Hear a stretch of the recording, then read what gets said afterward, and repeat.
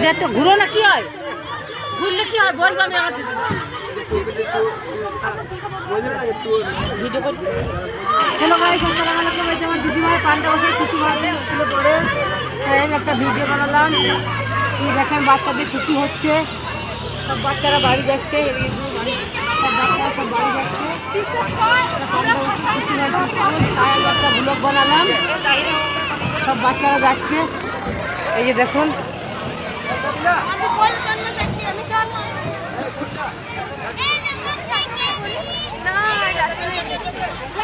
School গাড়ি ছাড়ছে, বাচ্চাদের ছুটি হয়ে গেছে, একটা গাড়ি আছে।